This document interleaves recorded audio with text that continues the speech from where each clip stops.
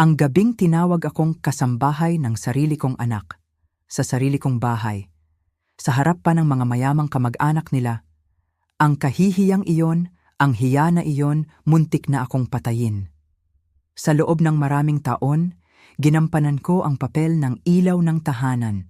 Ako ang nagbabantay sa budget, nag-aayos ng bahay, ako pa nga ang nagbayad para sa lahat ng kailangan nila. Pero para sa kanila, ako'y anino lamang, isang taong binabaliwala. Hanggang sa dumating ang araw na inisip nilang hindi na ako kailangan pa. Naglakad ako palabas, tanging ang bag ko lang ang dala. Gusto nilang paalisin ako, patahimikin. Ngayon, hindi lang ang bahay ang babawiin ko ang aking dangal. At ituturo ko sa kanila ang isang aral na sila mismo ang magkukwento sa kanilang mga apo. Kung naramdaman mo na rin na parang estranghero ka sa sarili mong tahanan, i-like at i-share ang video na ito. At huwag kalimutang mag-comment sa ibaba. Saan kayo nanonood? Ibahagi ninyo ang inyong mga kwento. Kabanata 1. Ang matamis na kasinungalingan at nawawalang sasakyan. Ano po ang sinasabi ninyo, nanay? Ang boses ko'y tila nabibiyak. Bumibilis ang tibok ng puso ko, isang kaba na hindi ko na kayang pigilan. Sa kabilang linya, narinig ko ang mahinang tawa ni nanay ko. Yung tawa niyang tila ng aasar, yung tipong inaakala niyang nag-iinarte lang ako. Kalma ka lang, Maria. Ang susi ng sasakyan mo, ibinigay namin kay Elena. Napatitig ako sa kawalan. Sa espasyo kung saan nakaparada ang bago kong Honda Accord, isang sasakyang halos 1 linggo pa lang sa akin, wala na. Ang semento'y basa pa mula sa hamog ng umaga. Nakikita ko ang manipis na bakas ng gulong, tila nagmamadaling umalis, parang hindi nag-iingat. Humigpit ang hawak ko sa cellphone, nanginginig ang mga kamay ko. Nanay, ang sasakyang yan. Nakapangalan yan sa akin, sabi ko, pilit pinapakalma ang sarili. Ako ang nagbabayad ng hulog dito kada buwan. Hindi niyo pwedeng basta na lang ibigay ang susi ko nang hindi nagpapaalam. Anak mo siya, Maria, tugon ni nanay, na parang yan na ang pinakamagandang paliwanag. Pamilya tayo. Dapat nagtutulungan. Alam mo naman, hirap na si Elena simula nang maghiwalay sila ng asawa niya. Kailangan niya ng sasakyan para makapunta sa bagong trabaho. At yang bago mong sasakyan, nakaparada lang diyan. Napapikit ako, sinubukang huminga ng malalim. Elena. Siyempre, si Elena. Ang panganay kong kapatid na kung saan-saan na lang nagdadala ng sasakyan. Halos 3 beses na itong nagkaroon ng malaking aberya sa loob lang ng ilang taon. Parang kailan lang, muntik na niyang masirain ang lumang pickup ni tatay dahil lang sa pag-iiba ng istasyon ng radyo habang nagmamaneho. Tapos yung sedan ng dating niyang asawa, binalot niya sa isang poste pagkatapos uminom sa isang pagdiriwang. Kahit pa sinasabi niyang kaya niya pa raw magmaneho. At yung sarili niyang sasakyan noon napunta sa kanal dahil sa pagte-text habang nagmamaneho. Nalimutan niya lang na may kurba pala sa daan. At ang pinakamatindi pa, muntik na niyang mabangga ang isang school bus noon, buti na lang walang bata. Dahil lang sa nagme-makeup siya habang nakahinto sa traffic light. Nanay, si Elena. Halos lahat ng sasakyang nahawakan niya, nasira niya, sabi ko. Ang tinig ko'y halos pabulong na sa bigat ng damdamin. Wala na siyang ibang ginawa kundi magdulot ng problema. Huwag mo namang sabihing ganyan, Maria. Aksidente lang ang mga yon, sagot ni nanay, may bahid na ng pagtatanggol sa boses. Sino bang hindi nagkaka-aksidente? Pero yung 4 na yan sa loob lang ng ilang taon, hindi yan tsamba, nanay. Yan ay kapabayaan. At ngayon, binigay niyo ang sasakyan ko sa kanya nang hindi man lang ako kinukonsulta. Nagbago ang tono ni nanay ko. Naging mas matigas, mas malamig. Lagi ka na lang naiinggit kay Elena, Maria. Mula pagkabata, kapag nakikita mong may magandang bagay ang kapatid mo, hindi mo matiis. Lagi mo siyang gustong talunin. Halos matawa ako sa kawalan ng katinuan ng sinasabi niya. Ako? Naiinggit kay Elena? Ako ang nagbanat ng buto sa 2 trabaho noong kolehiyo, habang siya itumigil lang pagkatapos ng 1 semestre para sa kanyang pangarap na modeling na hindi naman natupad. Ako ang nag-ipon ng ilang taon para lang makabili ng pambayad sa sasakyang ito, habang siya ay nagpalit-palit ng 3 asawa at halos doble ng bilang ng credit cards na hindi niya nababayaran. Ako ang nagtayo ng buhay ko ng maingat, unti-unti, habang siya'y sumisira sa lahat ng bagay na dumadaan sa kanya at umaasang may ibang maglilinis ng kalat niya. Nanay, pakiusap, makinig po kayo sa akin ng mabuti. Sabi ko, pilit pinapakalma ang bawat salita. Saan po dinala ni Elena ang sasakyan ko? Hindi ko alam ang eksaktong lugar, anak. Siguro papunta sa trabaho niya. May nabanggit siyang bagong posisyon sa isang salon sa Worthington. Dapat maging masaya ka para sa kanya, Maria. Sa wakas, nag-aayos na siya ng buhay niya. Kailan po niya kinuha? Noong isang gabi, mga 11:00 na. Nakipagkita si tatay mo sa kanya sa parking ng apartment mo. Binigay niya ang susi. Akala namin tulog ka na, kaya ayaw ka na naming istorbohin. Gusto lang namin maging maayos. Napaisip ako. Sila tatay at nanay pumunta sa apartment ko sa gitna ng gabi. Ibinigay ang pag-aari ko sa iba nang hindi man lang humihingi ng pahintulot. Ang bawat salitang iyon ay parang yelong tumutusok sa aking puso. Lumalamig ang buong pagkatao ko hanggang sa maramdaman ko na lang ang pamamanhid. Nanay, bibigyan ko po kayo ng 1 minuto para maunawaan ang ginawa niyo. Sabi ko, boses ko'y nanatiling kalmado, ngunit puno ng pagkadismaya. Kayo po, kasama si tatay, ay pumunta sa bahay ko. Ibinigay ang sasakyan ko ng walang paalam. At hindi niyo man lang sinabi sa akin hanggang sa ako pa ang tumawag sa inyo na natatakot baka nanakaw yon. Hindi yon nanakaw, Maria. Kasama yon sa pamilya. Ibang usapan yon. Pero kinuha yon ang walang pahintulot ko. Yan po ang kahulugan ng pagnanakaw. At iba po talaga ang pakiramdam. Si nanay ko'y napakamot sa ulo. Siguro'y nairita. Ang OA mo talaga, Maria, gaya ng dati. Ibabalik din naman ni Elena yan pagkatapos niyang gamitin. Siguro mga 1 linggo o 2, sabi niya. Hindi yan libro sa library, nanay. Yan ay sasakyan na nagkakahalaga ng 1,600,000 peso. May hulog pa ako dyan, may insurance. Kailangan ko ang sasakyan na yan para makapunta sa trabaho. Pera, pera, pera. Yan lang talaga ang iniisip mo, Maria. Mas mahalaga ang pamilya kaysa pera. Mas mahalaga ang pamilya sa lahat. Naramdaman kong may nagbago sa loob ko. Isang pader na itinayo ko ng buwang pinminahay na taon, bawat piraso ng pag-iingat, para protektahan ang sarili ko sa katotohanan kung sino talaga ang pamilya ko. At sa sandaling iyon, nakatayo sa isang bakanteng parking space, habang ang ingay ng trapiko sa Columbus ay dumadaan at ang malamig na hangin ng Oktubre ay humahalik sa aking pisngi. Naramdaman ko ang unang bitak sa pader na iyon. Sige po, sabi ko ng mahinahon. Bibigyan ko lang po kayo ng sandali para mag-isip. Pinatay ko ang telepono bago pa niya ako masagot. Kabanata 2. Ang lamat sa pananampalataya at ang kasaysayang mapangwasak. Nakatitig ako sa salamin, hinahaplos ang mga gilid ng aking mga mata kung saan nagsimulang lumitaw ang mga guhit ng panahon. Ilang taon na nga ba ang lumipas mula nang unang beses akong sumakay sa sasakyan kasama si Elena? Ang aking hipag, ang kanyang pagmamaneho. Isang kwento na masakit ulit-ulitin, ngunit kailangan. Kailangan kong balikan ang lahat dahil ngayon ko lang lubos na nauunawaan kung gaano kalalim ang sugat na iniwan nito, hindi lang sa aking puso, kundi sa buong pamilya. Naaalala ko pa nung una. Ang kanyang pagmamaneho noon, para sa akin, ay parang isang bugso lang ng kabataan. Marahil, hindi siya bihasa, oo. Pero hindi ko inasahan na ang simpleng kakulangan sa kasanayan ay mauuwi sa kapabayaan.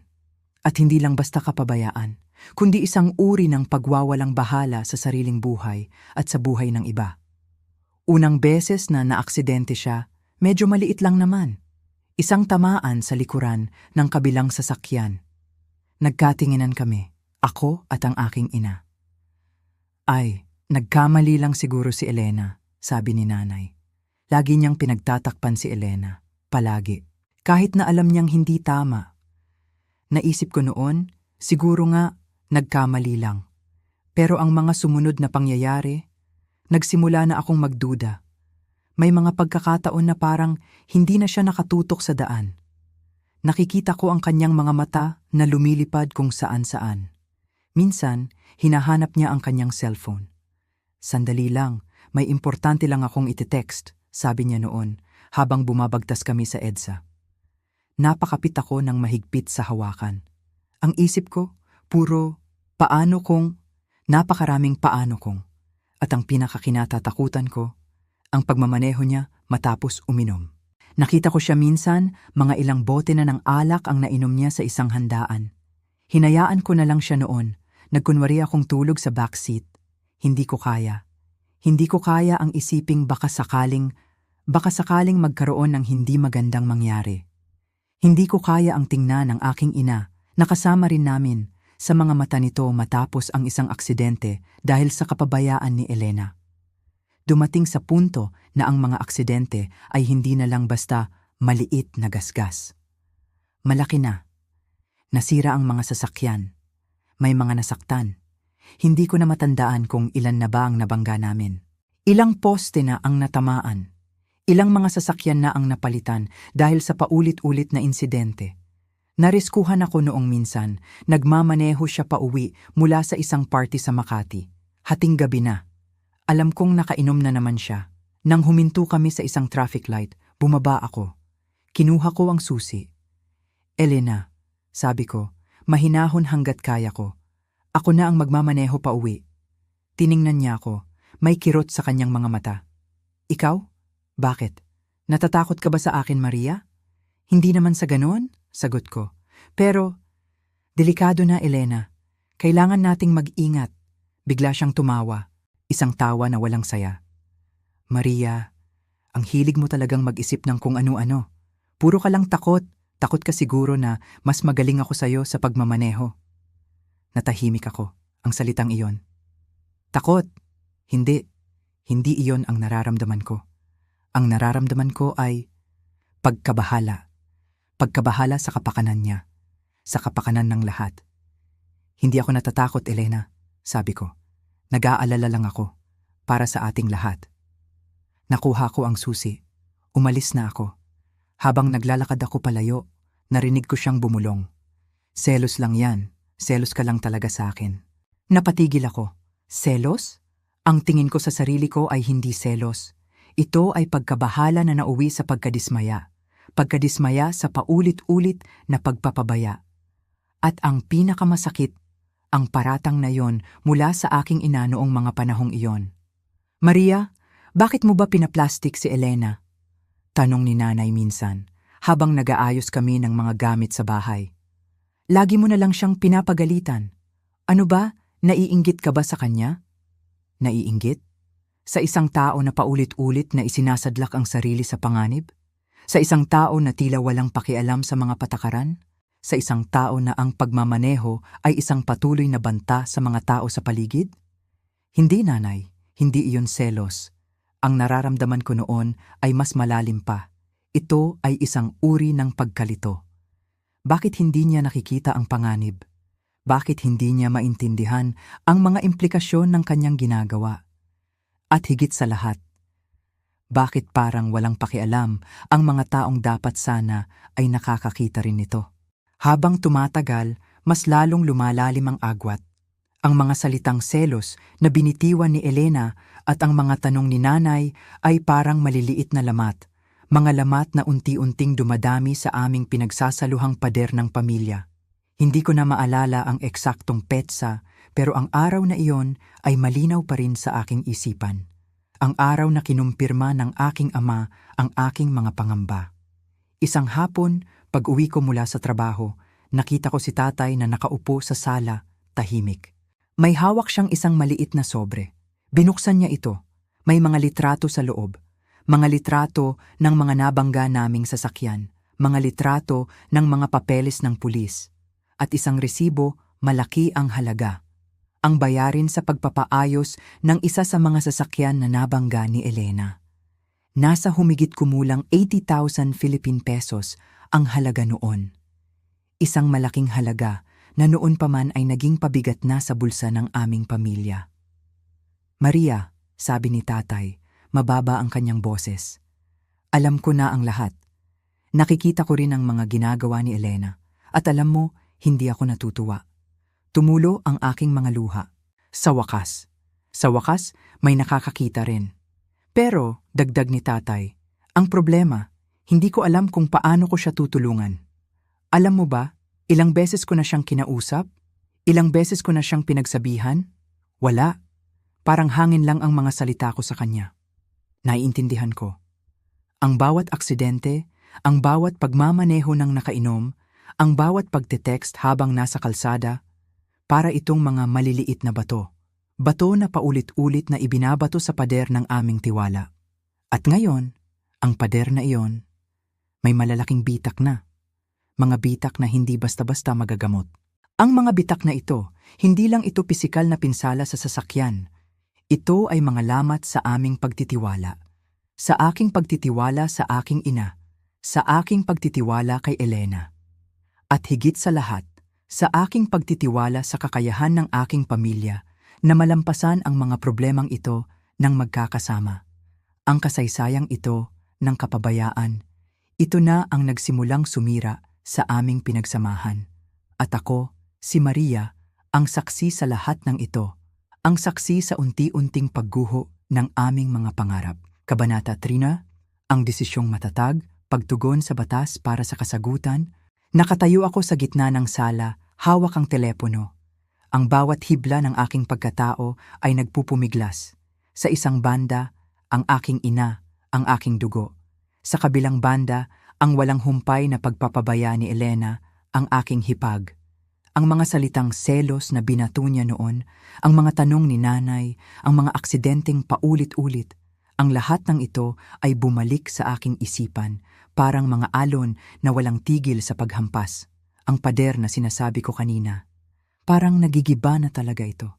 Ang aking tiwala, nauubos. Hindi ko na kaya. Hindi ko na kayang manatiling tahimik, magkunwaring walang nakikita.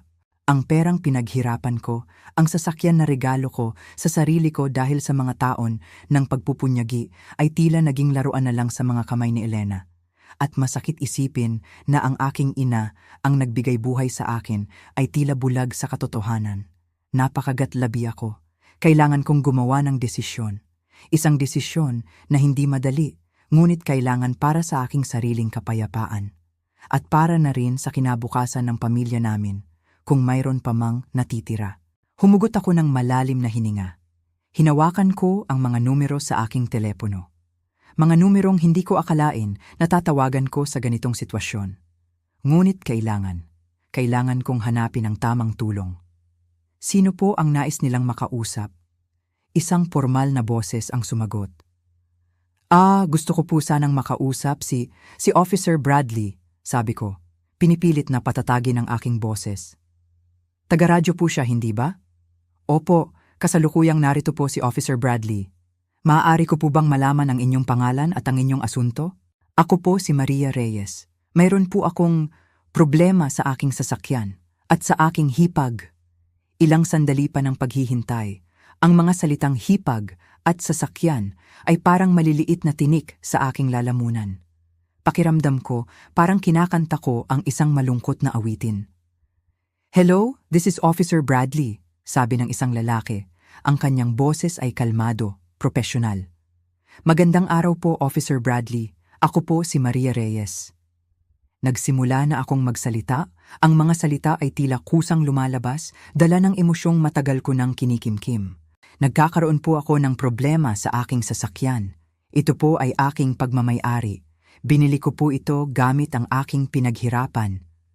Nagpatuloy ako, inilalahad ang mga pangyayari. Ang paulit-ulit na pagkuha ni Elena sa aking sasakyan nang walang paalam. Ang kanyang pagmamaneho, ang mga aksidente, ang kanyang kawalan ng responsibilidad. At kaninang umaga po, sabi ko, ang aking boses ay bahagyang nanginginig. Kinuha niya na naman po ang susi. Hindi ko po alam kung saan niya dinala. At natatakot ako na baka kung ano na naman ang mangyari. Katahimikan sa kabilang linya, isang uri ng pagproseso sa mga sinabi ko. Miss Reyes, nagsalita si Officer Bradley. Naiintindihan ko po ang inyong sitwasyon. At mahalaga na malaman ninyo na ang inyong sasakyan ay nasa ilalim ng batas pagdating sa pagmamay-ari. Kung ito po ay inyong personal na asset at hindi ninyo ito pinahintulutan na gamitin, maaari po tayong kumilos. Ang salitang kumilos, isang napakalaking bagay, isang pag-asa. Ano po ang maaari kong gawin, officer? Tanong ko, umaasang may solusyon. Una po sa lahat, paliwanag niya, kailangan nating gumawa ng isang formal na report. Dito po sa istasyon, dito po natin ilalagay ang lahat ng detalye. Ang pagmamay-ari ninyo ng sasakyan, ang paulit-ulit na pagkuha nito ng inyong hipag ng walang pahintulot. Nagpatuloy siya sa pagpapaliwanag ng mga proseso, ang kahalagahan ng mga ebidensya, ang mga posibleng legal na hakbang na maaaring gawin. Kapag naisampa na po ang report, sabi niya, magkakaroon po tayo ng legal na basehan upang mabawi ninyo ang inyong sasakyan at upang masigurado na hindi na ito mangyayari muli. Gayunpaman, kailangan ninyong malaman, Ms. Reyes, na ang paggawa ng report ay maaaring magkaroon ng mga kahihinatnan. Ito ay maaaring makasira sa relasyon ninyo sa inyong hipag at marahil maging sa inyong pamilya. Napakagatlabi ulit ako. Ang mga salitang iyon, kahihinatnan. Naisip ko ang aking ina, naisip ko ang mga gulo na maaaring idulot nito. Pero pagkatapos ng lahat ng nangyari, ang lahat ng pagpapabaya, hindi ko na ito kaya pang hayaang mangyari. Nauunawaan ko po, Officer Bradley, sagot ko. Ang aking tinig ay mas matatag na ngayon. Handa na po ako. Handa na akong harapin ang anumang kahihinatnan. Ang mahalaga po sa akin ngayon ay mabawi ko ang aking sasakyan at mabigyan ng hustisya ang aking sarili. Mabuti po, Ms. Reyes. Ito po ang address ng aming istasyon. Kung maaari po, pumunta po kayo dito sa lalong madaling panahon. Magdala po kayo ng mga dokumento na magpapatunay ng inyong pagmamay-ari sa sasakyan tulad ng rehistro o resibo ng pagbili. Sige po. Maraming salamat po, Officer Bradley. Pagkatapos ng tawag, napaupo ako sa sopa. Ramdam ko ang bigat sa aking dibdib, ngunit may kasama itong kakaibang pakiramdam ng kalayaan. Ang paggawa ng desisyon na ito ay hindi lamang tungkol sa sasakyan. Ito ay tungkol sa aking dignidad. Tungkol sa pagtayo para sa aking sarili laban sa isang sitwasyon na tila walang katapusan. Ang mga numero sa telepono ni Officer Bradley ay nakatatak na sa aking isipan. Ang mga salita niya tungkol sa legal na proseso at mga kahihinatnan ay umalingaw-ngaw. Alam kong hindi ito magiging madali. Alam kong magkakaroon ng mga luha, mga sigawan, marahil, mga pakiusap mula sa aking ina. Pero hindi na ako umatras. Ang tiwala ay nasira. Ang pader ay nagkaroon ng malalaking bitak. At ngayon, ang kailangan ko ay hindi pagtatapal, kundi ang pagtatayo ng isang bagong pundasyon. Isang pundasyon na nakasalalay sa katotohanan at sa batas. Pinagmasdan ko ang aking mga kamay.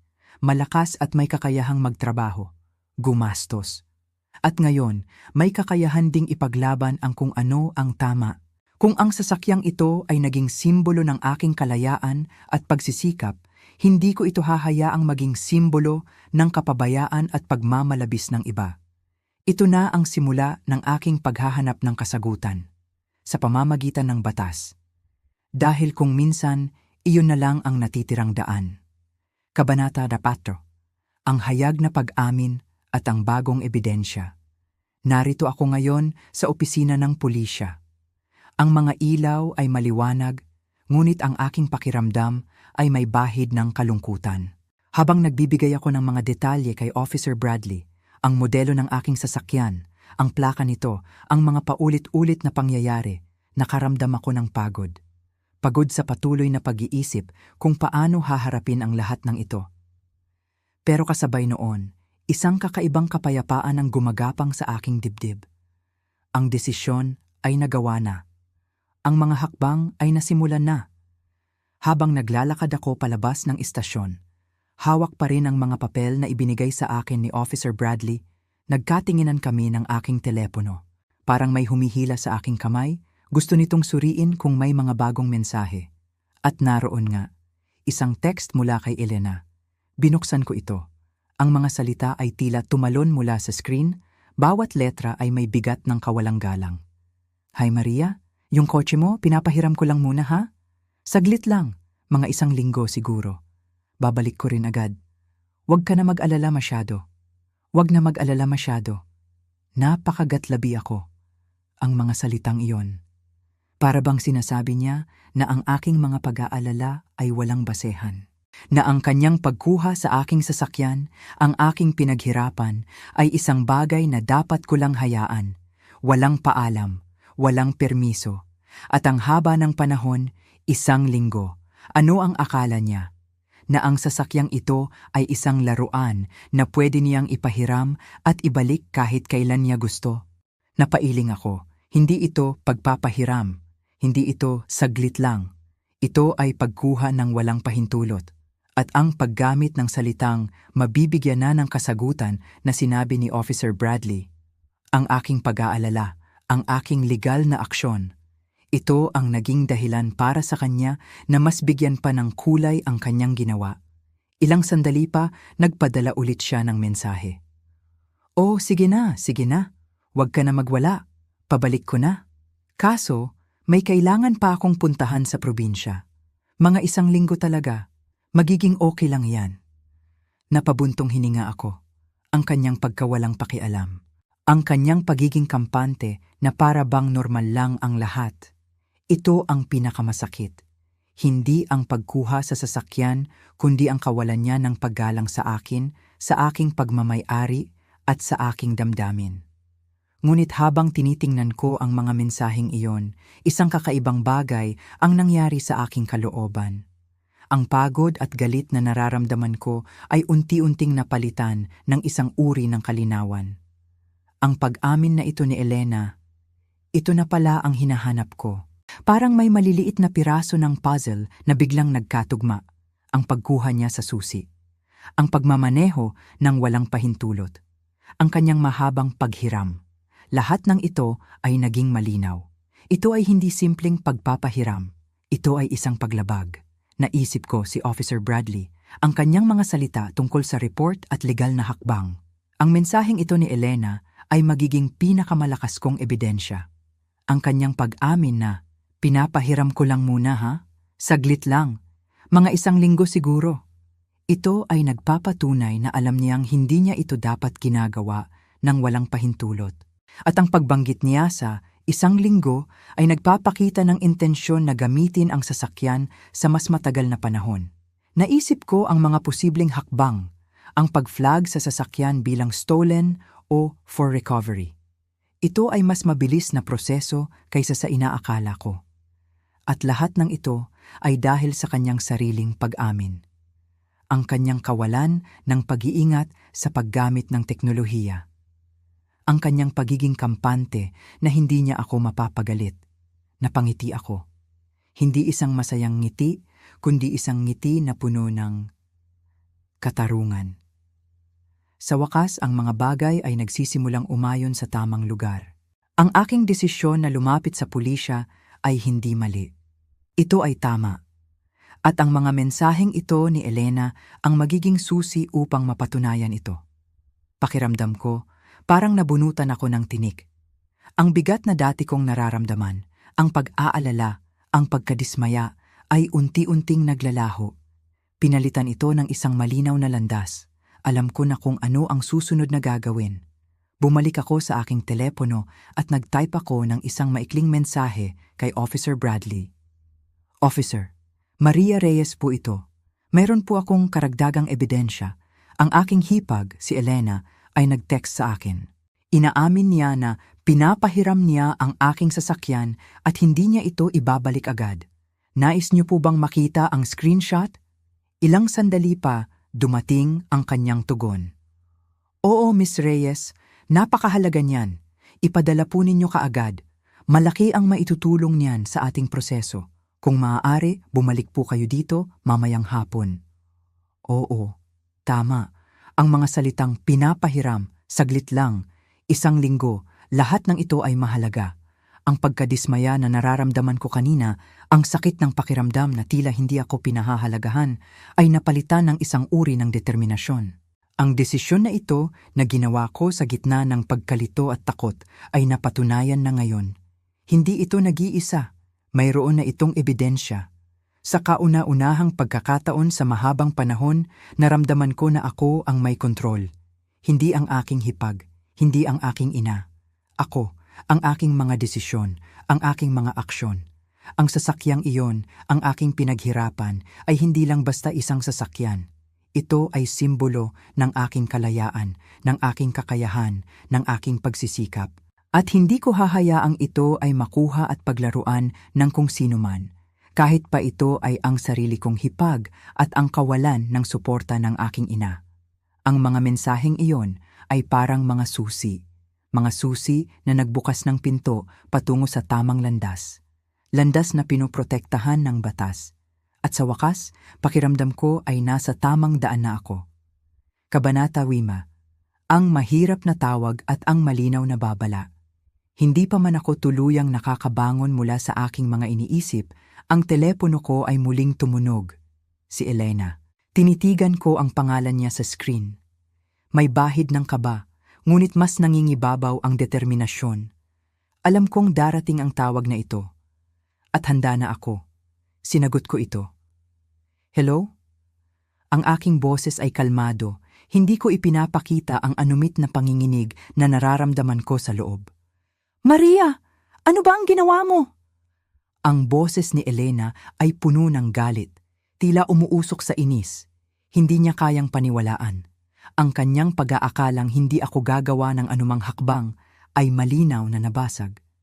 Ginawa ko ang dapat kong gawin, Elena. Sagot ko, pinapanatili ang aking tono. Hindi ko hahayaang kontrolin niya ang usapan gamit ang kanyang galit. Dapat gawin? Ano ba yan? Pinuntahan mo pa ang pulis? Hindi mo ba alam na masisira mo ang buhay ko? Huminga siya ng malalim, tila nagpipigil ng higit pang pag-uusig. Elena, hindi mo tinawag na paghiram ang pagkuha sa sasakyan ko nang walang paalam. Hindi iyon pagpapahiram. Yun ay pagkuha. At kapag kinuha mo ang isang bagay na hindi sa iyo, nang walang pahintulot, tinatawag yan na pagnanakaw. Alam mo ba yon? Ang mga salitang ito ay lumabas mula sa aking bibig na parang mga bala. Malinaw, diretsyo, walang paligoy-ligoy. Pagnanakaw? Anong pinagsasabi mo dyan, Maria? Kaibigan mo ako. Hindi ko kailangan ng permiso mo para gamitin ang sasakyan. Ang pagtanggi niya ay napakalakas. Napakalakas na parang ayaw niyang harapin ang katotohanan. Hindi, Elena. Hindi tayo magkaibigan sa ganitong sitwasyon. At kahit na magkaibigan tayo, hindi ibig sabihin na pwede mong kunin ang pag-aari ko. Para bang kung may kaibigan kang may pera, pwede mo na lang basta kunin yung pera niya, di ba? May mahabang katahimikan sa kabilang linya. Tila nag-iisip siya. O marahil, naghahanap ng tamang salita para ipagpatuloy ang kanyang pagdedepensa. Hindi iyan pareho, sabi niya sa wakas. Ang tinig ay bahagyang mahina na kumpara kanina. Saka, ano naman ang magagawa mo? Huhulihin nila ako? Dahil lang sa sasakyan mo? Sigurado ka bang kaya mong gawin yan? Ang panunuya sa kanyang tinig ay napakalinaw. Ang kanyang pagdududa sa aking kakayahan. Ang kanyang pag-aakalang wala akong tapang. Oo, Elena. Ginawa ko na, sabi ko. Ang aking tinig ay matatag. Pinilit kong ilagay ang lahat ng aking lakas sa mga salitang ito. Nakapag-report na ako, may ebidensya na ako. At sinabi sa akin ni Officer Bradley na kaso ito ng pagnanakaw. Alam mo ba kung ano ang ibig sabihin niyan? Narinig ko ang kanyang paglunok. Malakas na paglunok. Ang sasakyan ko, Elena, ay nakalista na bilang hinahanap. At kapag nahuli ka nila na nagmamaneho nito, hindi na ito magiging simpleng paghiram lang. Magiging kaso na ito. Isang seryosong kaso. Nagkaroon ng mas mahabang katahimikan. Hindi na galit, hindi na nanunuya, tila natigilan siya. Tila hindi niya inasahan na seryoso ako. Hindi mo yan magagawa, Maria. Bulong niya. Hindi mo magagawa yan sa akin. Ginawa ko na, Elena. Ulit ko. Ang aking tinig ay bahagyang napuno ng kalungkutan, ngunit hindi ng panghihinayang. Nagawa ko na dahil hindi ko na kaya pang hayaang mangyari ito ulit. Hindi ko na kaya pang isugal ang kaligtasan natin at ang aking pag-aari dahil lang sa kapabayaan mo.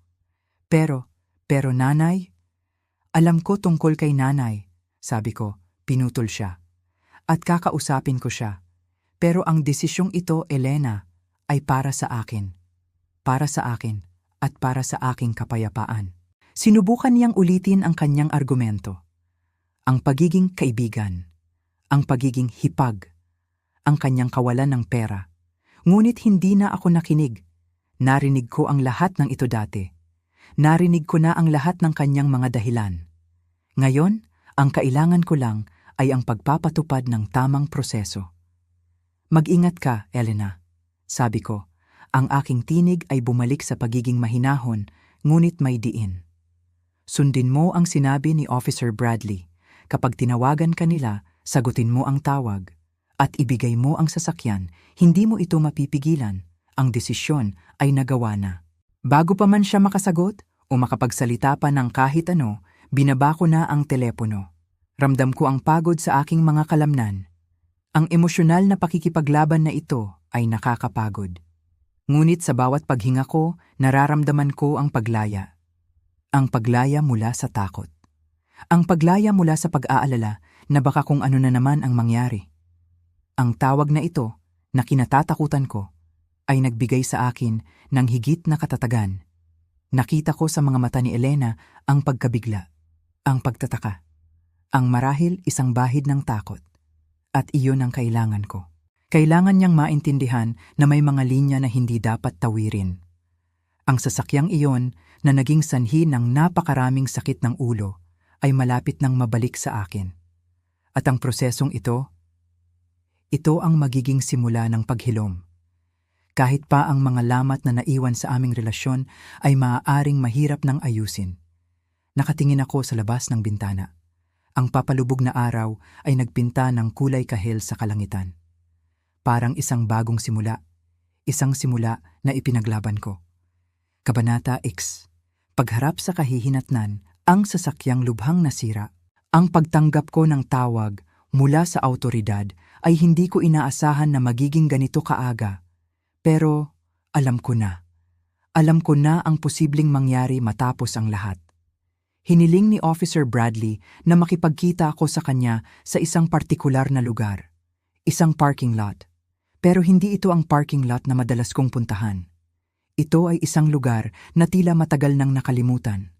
Malayo sa sentro ng syudad. Napapaligiran ng mga gusaling tila kinain na ng panahon. Nang makarating ako doon, si Officer Bradley ay naghihintay na. Kasama niya ang isa pang opisyal. At sa likuran nila, naroon ang aking sasakyan. Napatigil ako. Ang aking puso ay tila huminto sa pagtibok. Ang aking sasakyan, ang aking pinaghirapan, ang simbolo ng aking kasarinlan. Naroon ito, ngunit hindi na tulad ng dati. Lumapit ako, dahan-dahan. Tila ba pinipigilan ko ang aking sarili na makita ang buong katotohanan. Ngunit hindi ko ito magagawa. Kailangan kong harapin. Ang bumper sa harap ay nakalubog. Nakakita ako ng malalaking gasgas sa gilid ng pinto. Ang salamin sa likuran, tila may tumama mula sa loob. At ang side mirror sa aking panig, basag. Basag na parang sumasalamin sa aking sariling kalagayan. Naramdaman ko ang pagtulo ng aking mga luha, hindi dahil sa sakit ng pagkasira. Masakit, oo, napakasakit.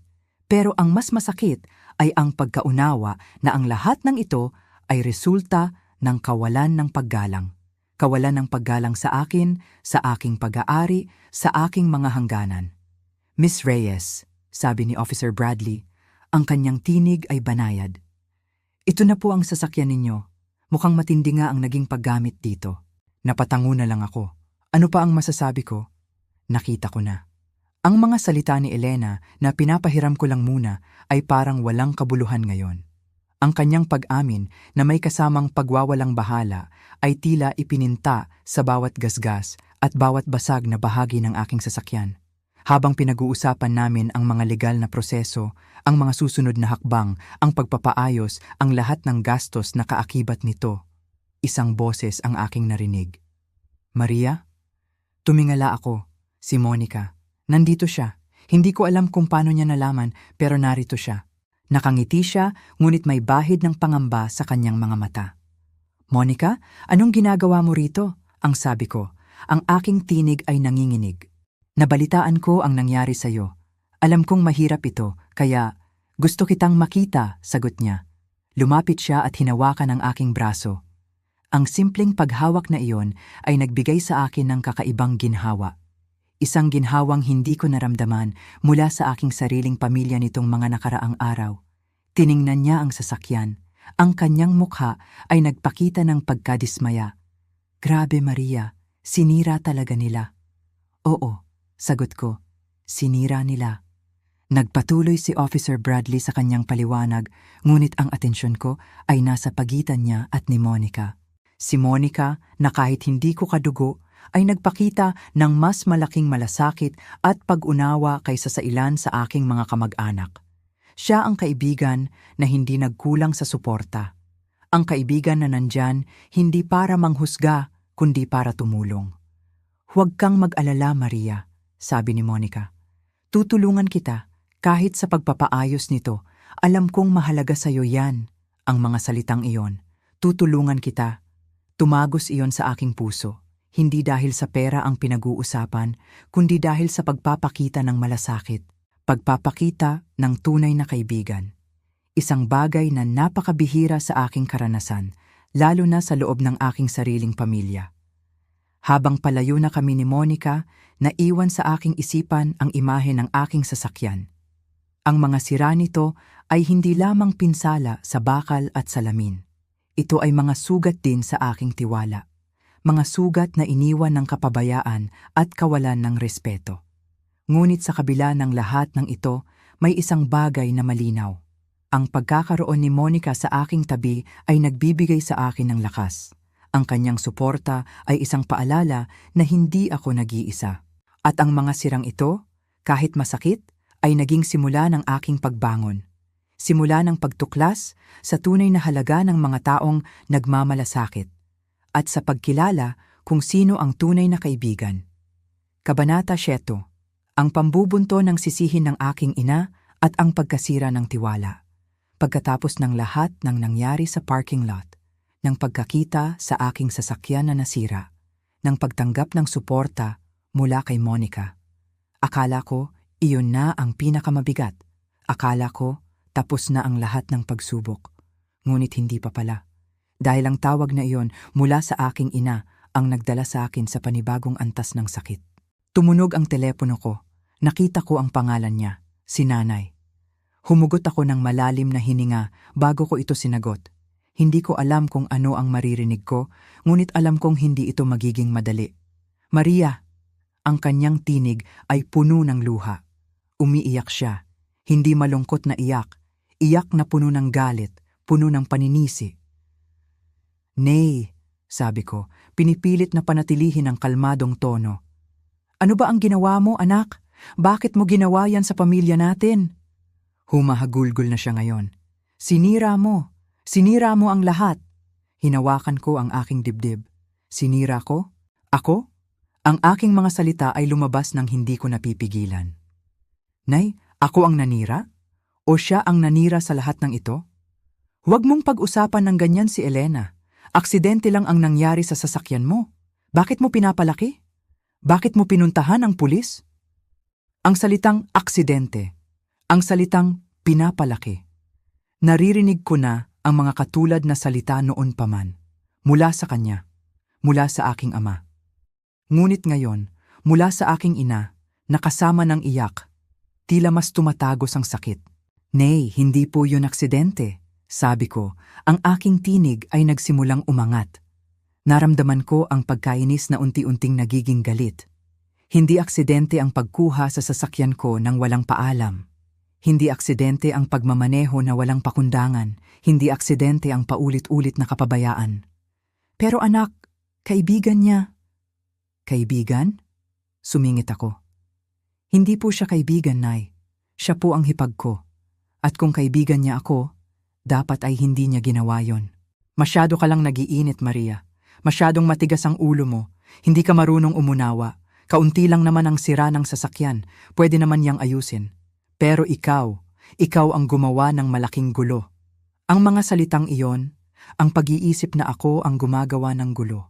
Ako ang nagpapalaki. Ako ang matigas ang ulo. Hindi ko na napigilan. Ang lahat ng taon ng aking pagtitiis, ng aking pagiging masunurin, ng aking pagpapatawad, ay biglang bumaliktad sa aking isipan. Nay, ang aking tinig ay malakas na ngayon. Hindi ko na napigilan ang aking sarili. Ako po ang nagpapalaki? Ako po ba ang gumagawa ng gulo? Natahimik siya sa kabilang linya.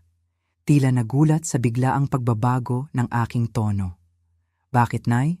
Patuloy ko, ang aking tinig ay nanginginig na sa dami ng emosyong naipon. Kailan po ba ninyo ako kinampihan? Kailan po ba ninyo nakita ang aking paghihirap? Ang aking pagod? Mula pa po noon, Nay. Mula pa po noon si Elena ang laging tama. Si Elena ang laging pinagtatanggol. Kahit na mali na siya. Kahit na alam ninyong mali na siya. Nagpatuloy ako, ang mga salita ay bumubuhos na parang baha. Ako po, Nay. Ako po yung laging nagbabayad ng lahat. Ako po yung laging umaako ng responsibilidad. Wala kayong sinabi noon. Wala kayong ginawa para tulungan ako.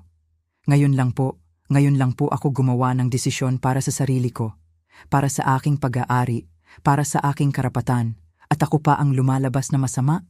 Narinig ko ang kanyang hikbi, ngunit hindi na iyon ang aking focus. Ang galit na nararamdaman ko ay mas malaki kaysa sa aking takot na masaktan pa siya. Nasaan po ang hustisya, Nay? Nasaan po ang pagiging patas? Pinaghirapan ko po ang sasakyang iyon. Hindi ko po ito ninakaw. Hindi ko po ito kinuha nang walang paalam. At ngayon, sinisira na naman ito? At ako pa ang pagagalitan ninyo dahil sa paghingi ko ng tulong sa batas? Ang aking paghinga ay mabilis na. Ang aking puso ay kumakabog ng malakas. Ang mga luha ay tumutulo sa aking mga pisngi. Ngunit hindi na ito luha ng kalungkutan. Luha ito ng pagkadismaya. Luha ng matagal ng pinipigilang galit. Lagi na lang po akong nag-a-adjust. Lagi na lang po akong nagpaparaya. Kahit na nasasaktan na ako. Kahit na inaapak-apakan na ang aking karapatan. At ngayong unang beses na pinili kong ipaglaban ang sarili ko, ako pa ang tinatawag ninyong naninira ng pamilya? May katahimikan sa kabilang linya. Tila hindi niya alam kung ano ang isasagot. Nay, sabi ko, ang aking tinig ay humina na, ngunit puno pa rin ng bigat. Hindi po ako naninira ng pamilya. Ang pamilya po natin ang unti-unting nasisira dahil sa kawalan ng pagkilala sa mga tama at mali, dahil sa pagtatakip sa mga pagkakamali. Humugot ako ng malalim na hininga. Naramdaman ko ang pagod ng pakikipaglaban. Ngunit kasabay noon, isang uri ng kalinawan ang bumalot sa akin. Ang pagpapahayag ng aking mga saloobin, kahit na masakit, ay nagbigay sa akin ng kakaibang kapayapaan. Hindi ko na po kaya, Nay. Hindi ko na kaya pang ipagtanggol ang sarili ko laban sa inyo. Ang gusto ko lang naman po ay mabawi ang sasakyan ko at mabigyan ng hustisya ang aking sarili. Hindi po ako ang nanira ng pamilya. Ako po ang naghahanap ng tamang daan. Binaba ko ang telepono. Ang katahimikan na sumunod ay nakabibingi. Ngunit sa katahimikang iyon, naroon ang simula ng aking paghilom. Ang pagtanggap na ang ilang relasyon, kahit pamilya pa, ay kailangan ng harapin sa isang bagong paraan. Ang pagtanggap na ang pagtatayo ng sariling pundasyon, kahit mahirap, ay ang pinakamagandang gawin para sa sarili. Kabanata 8. Ang desisyon sa pagdemanda at ang katotohanan sa kasaysayan ng pamilya. Matapos ang tawag mula kay nanay, matapos ang pagkadismaya at ang sakit na naramdaman ko, mayroon pa ring puwang sa aking puso para sa paghahanap ng katarungan. Hindi ko na kaya pang hayaang manatiling nakatago ang katotohanan. Hindi ko na kaya pang hayaang maulit ang lahat. Ang aking desisyon ay naging matatag. Itutuloy ko ito hanggang sa dulo. Nagbalik ako sa istasyon ng pulisya. Hindi na ako natatakot. Hindi na ako nag-aalinlangan. Mayroon akong malinaw na layunin. Ang makakuha ng katarungan para sa aking sarili, para sa aking pag-aari, at para sa aking nasirang tiwala. Si Detective Hernandez, o Detective David gaya ng tawag sa kanya ng marami, ay naroon na naghihintay. Ang kanyang mukha ay seryoso, ngunit may pag-unawa sa kanyang mga mata. Nauunawaan niya ang bigat ng aking sitwasyon. Miss Reyes, bati niya, magandang balita. Nakapagbigay na kami ng initial report tungkol sa sasakyan. At dahil sa mga ebidensyang naibigay mo, kasama na ang mga text messages ni Elena, malaki ang tsansa natin. Tumango ako. Ang mga text messages na yon, ang mga salitang pinapahiram ko lang at isang linggo na lumabas mula sa kanya, tila mga susi na nagbukas ng pinto sa mas malaking katotohanan. Detective, sabi ko, gusto ko pong malaman ang lahat. Hindi lang tungkol sa kasong ito. Gusto kong malaman ang buong kasaysayan. Tiningnan niya ako ng matagal. Tila sinusuri kung gaano kalalim ang aking determinasyon. Miss Reyes, simula niya, ang kanyang tinig ay naging mas mababa. Alam mo, hindi ito ang unang pagkakataon na nagkaroon ng problema si Elena. Mayroon na siyang ilang kaso dati. Driving without a license, reckless driving. May kaso rin ng minor theft. Dati pa. Napalunok ako. Minor theft? Hindi ko alam yon. Kailan pa? Paano? At ang inyong mga magulang, Miss Reyes, tanong niya, direkta sa aking mga mata. Alam nila ang mga ito? Naramdaman ko ang pagbigat ng aking dibdib. Nayay, alam ko po na minsan may mga pangyayari sa buhay niya na hindi maganda. Pero hindi ko po akalain na ganito pala kalalim. Nagpatuloy si Detective Hernandez. Nagbahagi siya ng mga detalye na kahit masakit ay nagbigay sa akin ng mas malinaw na larawan. Ang aking mga magulang sa kanilang kagustuhang maprotektahan si Elena ay tila naging bahagi ng kanyang pagtatakip. Ang mga kaso niya dati ay madalas na naayos sa labas ng korte, sa pamamagitan ng pera, sa pamamagitan ng kanilang impluwensya. Isang uri ng gentleman's agreement na nagpapahintulot sa kanya na makalusot sa mga maliliit na kaso. Sa madaling salita, Ms. Reyes, sabi niya, ang paggamit niya sa inyong sasakyan na may kasamang pag-amin sa text, ito na marahil ang pinakamalaking kaso na nagawa niya. Dahil sa inyong pag-report, maaari na naming isama ang mga nakaraang insidente. Ito ay magpapabigat sa kanyang kaso. Isang uri ng pagtanggap ang dumapo sa akin. Hindi pagtanggap na masaya, kundi isang pagtanggap na nagbibigay ng kapayapaan. Ang pamilya ko, ang pamilya na akala ko ay matatag, ay tila may malalalim ng lamat mula pa noon. At ako lang, sa aking pagiging tapat at sa aking pagpapahalaga sa tama, ang tila na pag-iwanan. Ang aking mga magulang, sa kanilang pagnanais na maprotektahan ang kanilang anak, ay nagawa akong isakripisyo. Ang aking pagiging masipag, ang aking pagiging responsable, ang aking paghahanap ng tamang daan, tila na baliwala dahil lang sa pagnanais nilang mapagtakpan ang pagkakamali ng iba. Detective, sabi ko, handa na po akong magbigay ng aking buong testimonya. Handa na po akong harapin ang lahat. Mahusay, Ms. Reyes. Kailangan natin ang lahat ng detalye. Ang bawat saksi, kung mayroon man, ay makakatulong. Sa paglabas ko sa istasyon, iba na ang aking pakiramdam. Hindi na ito galit. Hindi na ito pagkadismaya. Ito ay isang uri ng pag-unawa. Pag-unawa na ang aking pamilya ay hindi na buo sa paraang akala ko. Ang pagiging vulnerable ng aming pamilya ay matagal nang naroon. At ako lang ang tila nagpipilit na ayusin ito. Ang aking desisyon na isakong alang ang batas ay hindi lamang para sa aking sasakyan. Ito ay para sa aking sarili, para sa aking karapatan, para sa katotohanan. Ang mga desisyon ng aking mga magulang noon, ang kanilang pagtatakip, ang kanilang pagbibigay diin sa pagiging magkakamag-anak imbes na sa pagiging tama ay nagbunga ng ganitong sitwasyon. Hindi ko sila masisisi ng lubusan. Marahil, sa kanilang paraan, gusto lang nila akong protektahan mula sa gulo. Ngunit ang kanilang paraan ay nagdulot ng mas malaking gulo sa aking puso.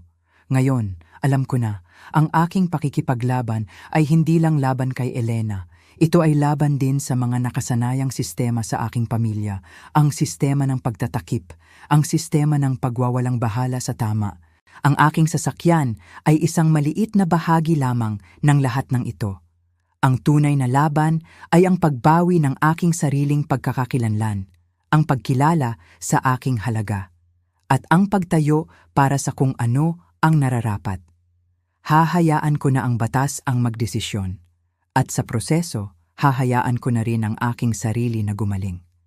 Ang pagkasira ng aking sasakyan, ang pagkasira ng aking tiwala sa aking pamilya, ito ay mga sugat. Pero sugat na maaaring maghilom. Sugat na maaaring magturo ng aral. At ang aral na iyon ay ang pagiging matatag, ang pagiging matapang, at ang pagtitiwala sa sarili, higit kaninuman. Kabanata 13, ang hatol at ang aral na hindi malilimutan. Dumating ang araw na ito, ang araw na ang lahat ay magkakaroon ng katapusan, kahit papaano. Nakatayo ako sa labas ng bulwagan ng korte, hinihingal. Hindi dahil sa pagmamadali, kundi dahil sa bigat ng aking nararamdaman.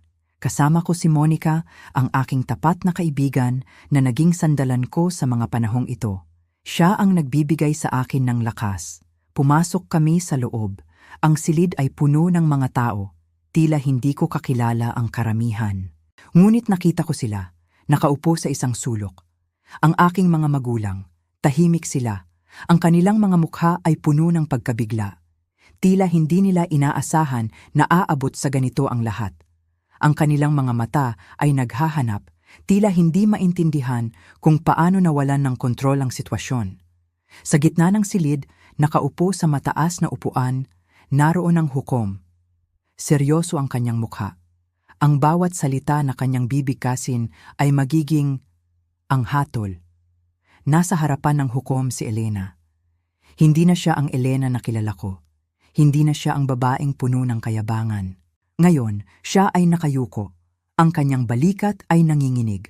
Tila handa na siyang tanggapin ang anumang mangyayari. Felicity Reyes, sabi ng hukom, gamit ang kanyang opisyal na pangalan. Ikaw ay nahaharap sa kasong car theft at iba pang mga kaugnay na paglabag. Base sa mga ebidensyang naipresenta, kasama na ang iyong sariling pag-amin, mayroon ka bang nais sabihin bago ang hatol? Nakita ko ang pagtango ni Elena. Mabagal, tila wala na siyang lakas na magsalita. At pagkatapos ay narinig ko ang kanyang tinig. Mahina, halos hindi marinig. Wala na po, Ginoong Hukom. Umamin na po ako. Ang mga salita ng hukom ay naging mabigat. Tinalakay niya ang paulit-ulit na paglabag ni Elena, ang kanyang pagwawalang bahala sa batas, ang kanyang paggamit sa iba para sa kanyang sariling kapakinabangan, at ang paulit-ulit na pagsuporta ng kanyang pamilya na nagbigay sa kanya ng pagkakataon na makalusot. Dahil dito, sabi ng hukom, ang kanyang tinig ay malakas at malinaw. Ang hatol ng korte ay 30 araw na pagkakakulong sa piitan. Ang hatol na ito ay ipagpapaliban muna, ngunit mananatili sa iyong record. Napatitig ako. 30 araw, tila hindi ganoon kabigat. Ngunit nagpatuloy ang hukom. Gayunpaman, dagdag niya, ikaw ay ilalagay sa ilalim ng 2 taong probation. Sa loob ng panahong ito, kailangan mong sumunod sa lahat ng patakaran. Kasama na ang pagbabayad ng multa na humigit kumulang 5,000 Philippine pesos. Ang halagang iyon ay malaki. Malaki na para kay Elena, lalo na kung hindi siya magtatrabaho. At ang pinakamahalaga, patuloy ng hukom, sa loob ng 2 taong ito, ang komunikasyon mo kay Maria Reyes ay mahigpit na ipinagbabawal. Hindi ka dapat lumapit sa kanya. Hindi ka dapat makipag-ugnayan sa kanya sa anumang paraan. Tiningnan ko ang aking mga magulang. Ang kanilang mga mukha ay parang mga taong nalunod. Ang kanilang mga mata ay malalaki, puno ng takot.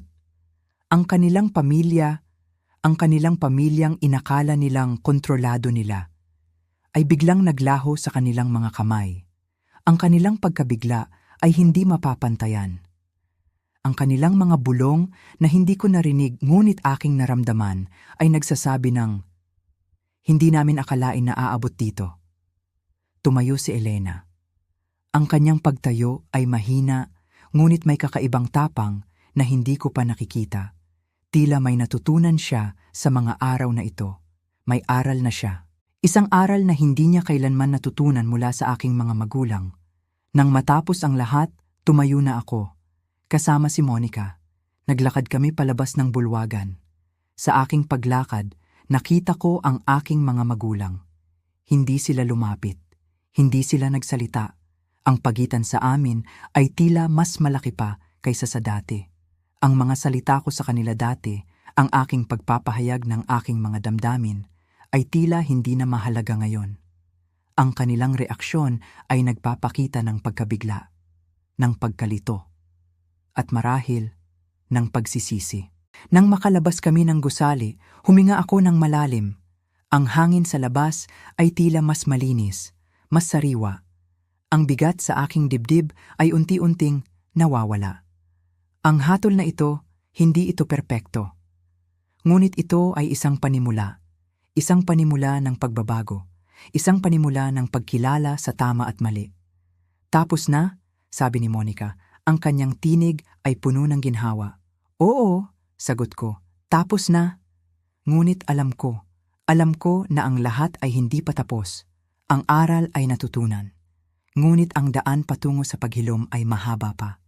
Ang aking mga magulang, sila ay kailangan pang matuto. Kailangan pa nilang harapin ang katotohanan. At ang aking sarili, kailangan ko pang matutunan kung paano mamuhay sa isang pamilya na hindi na tulad ng dati. Ang hatol na ito ay isang aral. Isang aral para kay Elena. Isang aral para sa aking mga magulang. At isang aral para sa akin.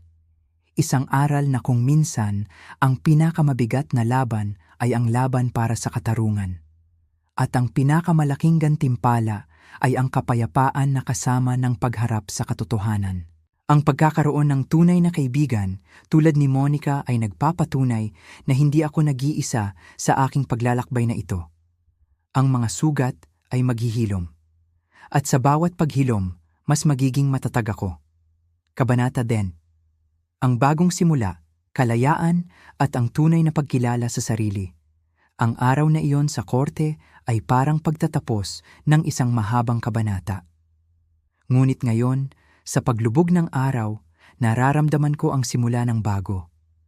Ang pera mula sa insurance ng aking nasirang sasakyan ay dumating na.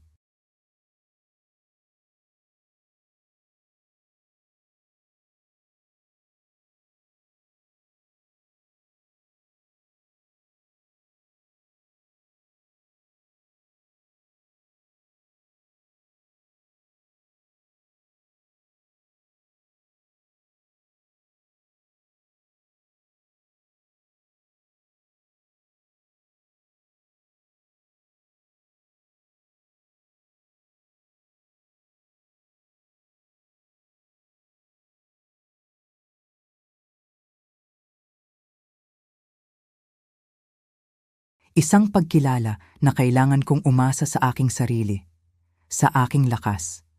Nagpasya akong bigyan ng oras ang aking sarili. Ang oras na matagal ko nang gustong ilaan. Naglakad-lakad ako sa parke tuwing umaga.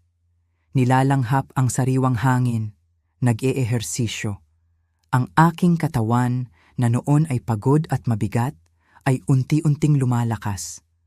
Ang aking isipan na puno ng mga alalahanin ay unti-unting nagiging maliwanag. Nakipagkita ako muli kay Monica.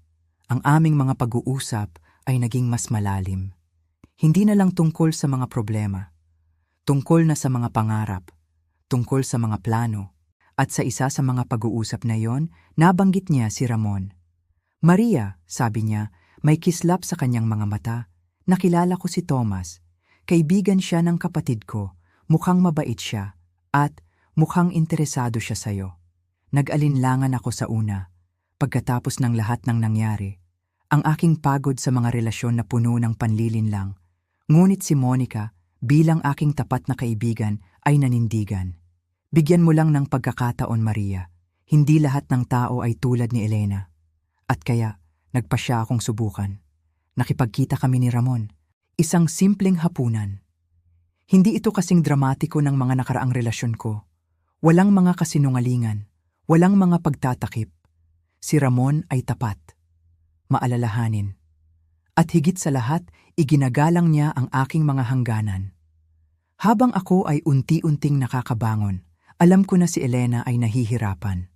Nabalitaan ko mula sa mga tsismis sa aming komunidad na nagtatrabaho na siya ngayon sa isang maliit na kainan, na ang kanyang mga bayarin ay malaki, na kailangan niyang umasa sa tulong ng iba.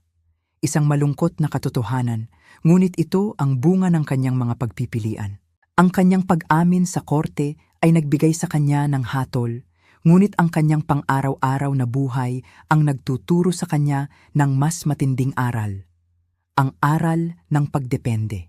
Ang aral ng pagsisisi. Ang aking relasyon sa aking mga magulang ay hindi na tulad ng dati. Hindi na namin napag-uusapan ang mga dating bagay. Mayroong isang uri ng distansya, isang pader na hindi ko alam kung mabubuwag pa. Ngunit hindi na ito ang aking pinakamalaking problema. Ang aking focus ay nasa aking sarili na ngayon. Sa aking kaligayahan, sa aking kapayapaan. Ang aral na natutunan ko mula sa lahat ng ito ay napakalaki. Natutunan kong kilalanin ang aking halaga. Natutunan kong magtakda ng mga hangganan. Natutunan kong hindi na magparaya sa mga bagay na mali. Ang aking pagiging tapat, ang aking pagiging matapat sa sarili, iyon ang naging pinakamalakas kong sandata. Ang sasakyang iyon, na minsan ay naging sanhi ng aking pagdurusa, ay naging daan tungo sa aking kalayaan. Ang pera mula sa insurance ay hindi lang pambili ng bagong sasakyan. Ito ay pambili ng bagong buhay. Isang buhay na puno ng katotohanan. Puno ng pagmamahal sa sarili. At puno ng tunay na kaligayahan. Sa aking paglalakad sa parke, kasama si Ramon, nakikita ko ang refleksyon ko sa salamin ng aking bagong sasakyan. Hindi na ako ang babaeng puno ng takot at pag-aalala. Ako na ngayon ang babaeng may tapang, ang babaeng may pagkilala sa sarili, at ang babaeng handang harapin ang bukas ng may ngiti sa mga labi. Ang lahat ng sakit, ang lahat ng paghihirap, ay naging bahagi na ng aking paglalakbay. Ngunit ang mga ito ang nagpabuo sa akin, nagturo sa akin kung sino ako, at nagbigay sa akin ng lakas na yakapin ang isang bagong simula. Ang simula ng isang buhay na totoo, ang simula ng isang buhay na akin. Sa pagtatapos ng kwentong ito, nais kong bigyang diin ang mga aral na aking natutunan. Ang mga aral na humubog sa akin, mula sa isang babaeng puno ng takot at pag-aalinlangan, tungo sa isang taong may tatag at pagkilala sa sarili. Hindi madali ang daan na aking tinahak. Maraming luha, maraming pagsubok. Ngunit bawat isang hakbang, bawat isang desisyon ay nagdala sa akin dito. Dito sa kung nasaan ako ngayon. Ang pagkuha sa aking sasakyan, ang paulit-ulit na panlilinlang ni Elena, ang paninisi ng aking mga magulang. Lahat ng mga ito ay tila mga malalaking bato na bumara sa aking landas. Ngunit sa bawat pagsubok, may natutunan ako. Natutunan kong ang tunay na lakas ay hindi nasa pakikipaglaban sa iba, kundi nasa pakikipaglaban para sa sarili. Ang pagtatakda ng mga hangganan ay hindi tanda ng kasamaan, kundi tanda ng pagmamahal sa sarili. Ang paghingi ng tulong sa batas ay hindi kahinaan, kundi katapangan na harapin ang katotohanan. Nang makilala ko si Ramon, nakita ko ang isang bagong pag-asa. Isang pag-asa na hindi nakabatay sa kasinungalingan o sa pagtatakip. Isang pag-asa na nakabatay sa katapatan at paggalang. Ang aking relasyon sa kanya ay nagpapaalala sa akin na ang tunay na pagmamahal ay nagpapalakas, hindi nagpapahina. Ang aking pamilya, sila ay bahagi pa rin ng aking buhay. Ngunit ang aming relasyon ay nagbago na. Hindi na ito ang dating pagiging malapit. Ngunit sa pagbabagong ito, natagpuan ko rin ang aking sariling kalayaan. Kalayaan mula sa mga inaasahan, kalayaan mula sa mga panghuhusga, kalayaan na maging ako. Ang pag-iral ko ngayon ay patunay na ang bawat isa sa atin ay may kakayahang bumangon. Mula sa anumang pagsubok, mula sa anumang pinsala. Ang mahalaga ay ang patuloy na pag-asa. Ang patuloy na pagharap sa katotohanan. at ang patuloy na pagmamahal sa ating mga sarili. Sana ang aking kwento ay magbigay inspirasyon sa inyo, mga minamahal kong kaibigan, lalo na sa ating mga kababayan na nasa wastong edad na hindi pa huli ang lahat para sa isang bagong simula, na ang bawat pagsubok ay isang pagkakataon upang mas makilala natin ang ating sarili at mas mahalin ang ating mga buhay. Ang pagmamahal sa sarili ang simula ng lahat.